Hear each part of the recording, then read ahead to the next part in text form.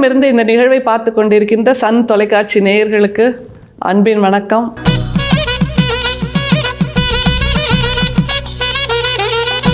வள்ளல் பெருமான் அவருடைய வாழ்வியலிருந்து நாம் நம்முடைய வாழ்க்கையை செம்மைப்படுத்திக் கொள்கிறோம் என்று நிச்சயமாக சொல்லலாம். இந்த பயணம் அப்படியான ஒரு செம்மாந்த பயணமாக அமைந்து கொண்டிருக்கிறது.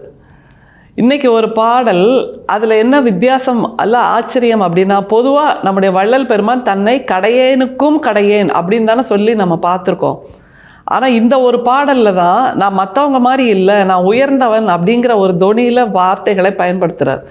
ஆச்சரியமாக இருக்குது, இப்படி வள்ளல் பெருமானா சொல்கிறாரு அப்படின்ட்டு. ஏன்னா எல்லாவற்றையும் விட நான் கீழானவன், எல்லாரையும் விட நான் கடைநிலையில் இருப்பவன் அப்படின்னு அந்த பணியுமாம் என்றும் பெருமை என்று சொல்கின்ற அந்த வள்ளல் பெருமான் இந்த பாடலில் நான் மற்றவர்களை விடவும் உயர்ந்தவன் அப்படிங்கிற ஒரு தொனியில் பாடுறார். அப்படிங்கும்போது ஆச்சரியமாக இருக்குது.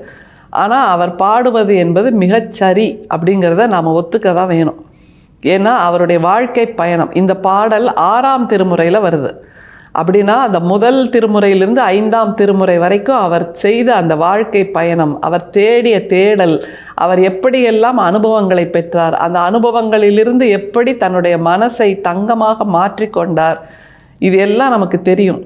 அதனால் இந்த 6ஆம் திருமுறையில் அவர் சொல்லுகின்ற இந்த குரல் என்பது நாம் அத்தனை பேரும் ஆமாம் என்று சொல்லக்கூடிய ஒரு குரலாக இருக்கிறது. இப்படி ஒரு குரல் நமக்குள்ளும் ஒலிக்க வேண்டும் என்பதுதான் வள்ளல் பெருமானுடைய கருத்தியல். நாம் அதை பாடிட்டு அதை புகழ்ந்து பேசிட்டு அப்படியே நகர்ந்து போவதற்கு அல்ல, இப்படியாக நாமும் உருவாக வேண்டும் என்பதற்காகத்தான் அவர் தன்னுடைய வடலூர் அந்த ஞான சபையை நமக்கு கொடுத்திருக்கிறார். இத்தனை பேர் நாம் அவரை படிப்போம், இத்தனை பேர் நாம் அவரை பின்பற்றுவோம் என்பது தெரியாமலே 200 ஆண்டுகளுக்கு முன்பு அவர் உருவாக்கிய அந்த வடலூர் ஞான சபை இன்னமும் வரப்போகின்ற நூற்றாண்டுகளுக்கு வெளிச்சம் தருவதாக அமையும். ஆனால் அதற்கு நாம் என்ன செய்ய வேண்டும்? இந்த பாடலில் வருகின்ற அந்த கருதுகோளை நம்முடைய வாழ்க்கையாகவும் நாம் மாற்றிக்கொள்ள வேண்டும். பாடலை பாருங்க.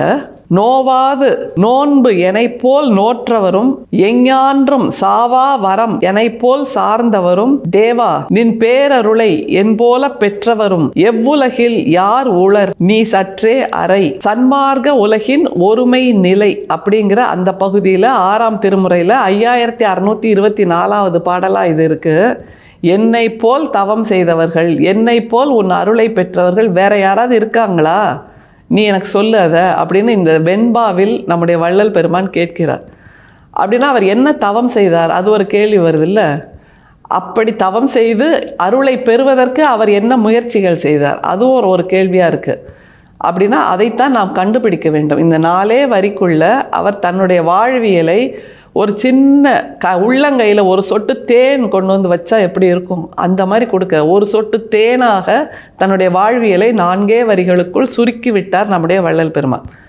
ஆனால் அந்த 4 வரிகளை எழுதுவதற்கு அவர் 50 ஆண்டுகள் பயணம் செய்திருக்கிறார் வாழ்க்கையில்.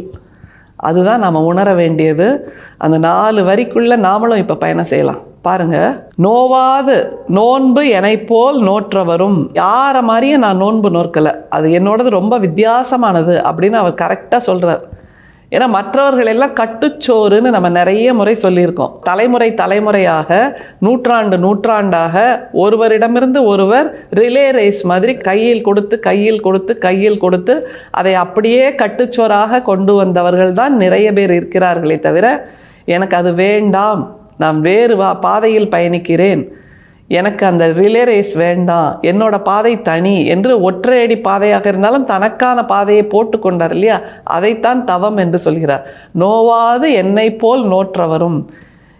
ஏன்னா இவர் இப்படி ஒரு தவம் செய்கிறார், இப்படி ஒரு நோன்பு இருக்கிறார் என்று தெரிந்தபோது சமூகம் அவரை சொல்லால் அடித்தது. அது எப்படி நீ மாறலாம்?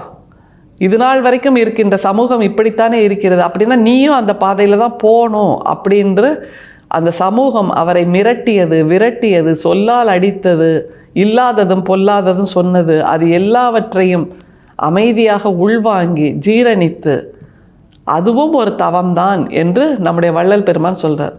எதற்கெடுத்தாலும் மற்றவருக்கு விளக்கம் கொடுத்து கொண்டிருக்க வேண்டும் என்பது இல்லை. என்னுடைய பாதையில் நான் பயணிக்கிறேன், என்னுடைய வானத்தில் நான் பறக்கிறேன், என்னுடைய ராஜபாட்டையே நான் உருவாக்குகிறேன் என்று அவர் ஒரு நோன்பை நோற்றார் அல்லவா, அதைத்தான் சொல்கிறார். அடுத்தது என்ன செய்தாராம் பாருங்க. நோவாது நோன்பு எனை போல் நோற்றவரும் எஞ்ஞான்றும் சாவா வரம் எனை போல் சார்ந்தவரும். அது ஏன் சாவா வரம் எனை போல் சார்ந்தவரும்னு சொல்றாரு? ஏன்னா மற்றவர்கள் சொல்வதை கேட்டிருந்தால் ஒவ்வொன்றுக்கும் ஒரு அச்சம் வந்திருக்கும். நீங்கள் சொன்ன மாதிரி நான் பண்ணேனே, அப்புறமும் எனக்கே இந்த பிரச்சனை வருது அப்படின்னா அங்கே ஒரு அச்சம் வரும், அங்கே ஒரு மனசு மரணம் அடைகிறது அப்படிங்கிறது ஒன்று இருக்குது. ஆனால் அப்படி இல்லாமல் நான் என்னுடைய தெளிவோடு என்னுடைய சிந்தனையின் வீரியத்தோடு வல்லமையோடு எனக்கான பாதையை செய்து கொண்டேன். அதனால் இதில் வருகின்ற தோல்வி வெற்றி அல்லது அச்சமின்மை எல்லாத்துக்கும் நான் தான் பொறுப்பு. அப்படிங்கும்போது நான் தெளிவாக இருக்கிறேன். வேற யார்கிட்டையும் போய் எனக்கான காரணத்தை கேட்க வேண்டிய அவசியம் இல்லை. அதனால் என் மனசு அங்கே இறக்கவில்லை, என் மனசு அங்கே மரணம் அடையவில்லை. இல்லைன்னா என்ன தோணும், ஐயோ இது நடந்துடுச்சு, ஏதாவது பிரச்சனையா, இது எதுக்கு, இதுக்கான பரிகாரம் என்ன, இதுக்காக நான் என்ன செய்யணும், எந்த ஊருக்கு போகணும், எந்த கோயிலுக்கு போகணும், இப்படியெல்லாம் மனசு அலைபாயும்ல. அப்போ ஒவ்வொரு முறையும் நாம் இறந்து இறந்து இறந்து பிறக்கிறோம். அப்படி இல்லாமல் நான் சாகா வரம் பெற்றுவிட்டேன். காரணம், எனக்கு அலைபாய்தல் இல்லை, அலைந்து உழல்தல் இல்லை. எனக்கு தெளிவாக இருக்கிறது, நான் செய்வது சரி என்று, என்னுடைய தத்துவம் சரி என்று, என்னுடைய சன்மார்க்கம் சரி என்று நான் உணர்ந்திருக்கிறேன். மீதி எல்லாமே கட்டுக்கதை, என்னுடையது மட்டும்தான் உள்ளங்கையில் இருக்கின்ற அகல் வெளிச்சம் என்று நமக்கு சொல்லித் தருகிறார். தேவா நின் பேரருளை என் போல பெற்றவரும். நாம் 1000 கோயிலுக்கு போய் 2000 முறை பூஜை செய்து 3000 முறை பரிகாரம் செய்து 4000 முறை எல்லாரும் சொன்னதெல்லாம் செஞ்சால் கூட பேரருளை பெற்றோமாங்கிற ஒரு கேள்வி நமக்கு வரும். என் மேலே இன்னும் கடவுளுக்கு கண்ணே தெரியல, கண்ணு திறந்து பார்க்கவே மாட்டேங்கிறார். இந்த வார்த்தையை சொல்லாதவர்கள் யாராவது இருக்காங்களா? ஆனால் நம்முடைய வள்ளல் பெருமான் ஆணித்தரமாக சொல்கிறார், தேவா நின் அருளை என்னை போல் பெற்றவரும் அப்படிங்கிற. அப்போ அவர் உணர்ந்திருக்கிறார், எனக்கு இறை அருள் கிடைத்திருக்கிறது, நான் தேடிய இறையின் அருள் எனக்கு முழுமையாக கிடைத்திருக்கிறது என்ற ஆணித்தரமான வாக்கு மூலத்தை நம்முடைய வள்ளல் பெருமான் இந்த வரியில் சொல்கிறார். இது மாதிரி எந்த ஞானியும் சொன்னதில்லை என்று நிச்சயமாக சொல்லலாம். எல்லாருக்கும் ஒரு சின்ன ஏக்கம், எனக்கு இன்னும் அருள் கிடைக்கல, எனக்கு இன்னும் முழுமையாக கிடைக்கல, எனக்கு இன்னும் நான் கேட்டதை கடவுள் கொடுக்கல அப்படிங்கிற ஒரு பரிதவிப்பு தான் எல்லாரிடமும் இருக்கிறது. ஆனால் நம்முடைய வள்ளல் பெருமானிடம் மட்டும்தான் எனக்கு அந்த மாதிரி எதுவுமே இல்லை, உன் அருளை நான் முழுமையாக பெற்றுவிட்டேன் என்று ஒரு ஓப்பன் டிக்ளரேஷன் கொடுக்கிறார் நம்முடைய வள்ளல் பெருமான். ஆச்சரியமாக இருக்குது. இந்த நிலையை வருவதற்கு அவர் என்ன செய்தார்னு சொல்லி நிறைவு செய்கிறார் பாருங்களேன். தேவா நின் பேரருளை என் போல பெற்றவரும் எவ்வுலகில் யார் உளர் நீ சற்றே அறை. நான் இப்படியெல்லாம் உணர்ந்திருக்கேன், ஆனால் என்னை போல வேற யார் இருக்காங்க நீ சொல்லு அப்படின்னு இறைக்கே சவால் விடுறார், ஒரு சேலஞ்சு கொடுக்குறாரு. இப்போ இறையோட வேலை என்னவா இருக்குது, போய் தேட வேண்டியது இருக்குது. லெட்ஜரை வச்சுக்கிட்டு இவரை மாதிரி யார் என்கிட்ட தவம் செஞ்சுருக்காங்க, இவரை மாதிரி யார் சன்மார்க்கமாக இருந்திருக்காங்கன்னு ஒரு லெட்ஜர் பதிவை வச்சு தேட வேண்டிய ஒரு வேலையை நமக்கு வள்ளல் பெருமான் கடவுளுக்கே கொடுக்குறார். எவ்வளோ சந்தோஷமாக இருக்குல்ல இதை கேட்கும்போது. இதுதான் தமிழ் சமூகத்தின் அடையாளம்.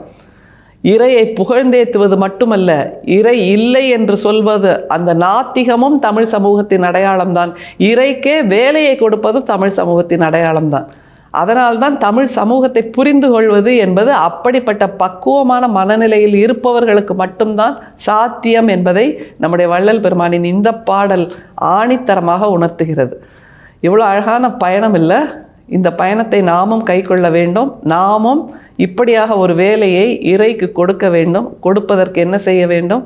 மனசில் சன்மார்க்கத்தை உருவாக்கி கொள்ள வேண்டும். அருட்பெரும் சோதி, அருட்பெரும் சோதி, தனிப்பெரும் கருணை, அருட்பெரும் சோதி.